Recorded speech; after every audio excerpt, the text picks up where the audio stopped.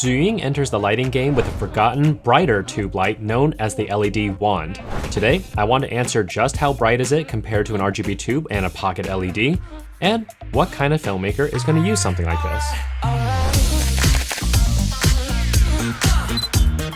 Hey, what's going on everybody? Too Long Didn't Read Filmmaker here, where I try to condense all the major info you need to know into a small video so you can get on your way. So the first major question is, how does the FR100C compare to output of a RGB tube or a pocket RGB? And I have to say that the Zhiyun FR100 is actually coming out on top here. It's very bright, especially if you go to the max mode, which is only available in 4000 Kelvin. That's going to get you very close to about a 40 to 50 watt LED panel. And this is also considering the fact that there's a diffusion plate in the front. So if the diffusion plate wasn't there, it's actually going to be even more powerful.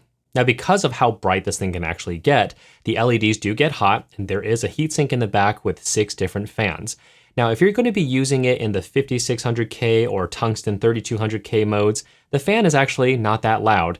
Once you go to the maximum mode, it does get quite loud. Here are some examples.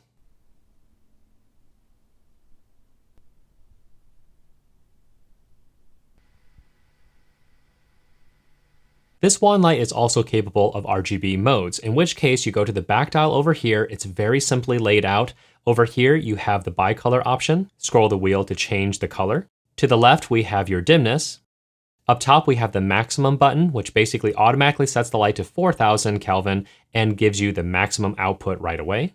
And then finally on the bottom is where you activate your RGB. Simply click on that, and basically you can choose the hue. Click on the bottom button again to cycle to saturation, then click on it again to cycle into your intensity. Now the RGB mode is actually not very bright, and that's simply because there's not a lot of RGB diodes in here. So if you are thinking about using this light specifically for color purposes, this is not going to give you the big wow power of 100 watts. So the second major question is, what type of filmmaker is going to benefit from a wand light that's only powerful in bicolored modes? And that type of filmmaker is the indie filmmaker or the indie music video filmmaker. Because chances are you don't have a lot of time to set up the light sometimes. You might be in a rush, in which case somebody is going to have to Hollywood a light, which basically means that somebody is actually physically holding the light just to get the shot so you guys can move on quickly to the next setup.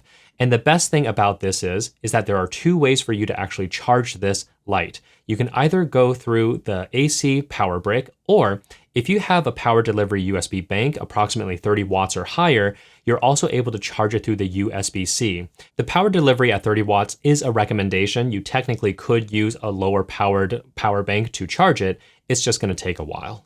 So what's the bottom line here? The bottom line is Zhiyun is entering the lighting market, but they're doing it a little bit differently by not just making a cob LED from the get-go.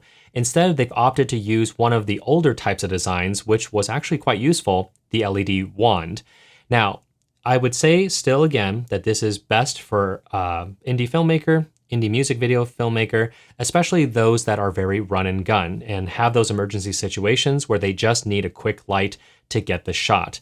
Because when we take a look at the battery life, if you are going to 3200K or 5600K, you're going to get about an hour of battery life. If you are using the maximum, then you're going to only get about 25 minutes of battery life. But again, the good thing is that you can charge this on the go, whether or not it's using the AC power brick or a power delivery adapter. And of course, if you do want to use this light indefinitely, you can just power and use the entire thing with the AC power brick.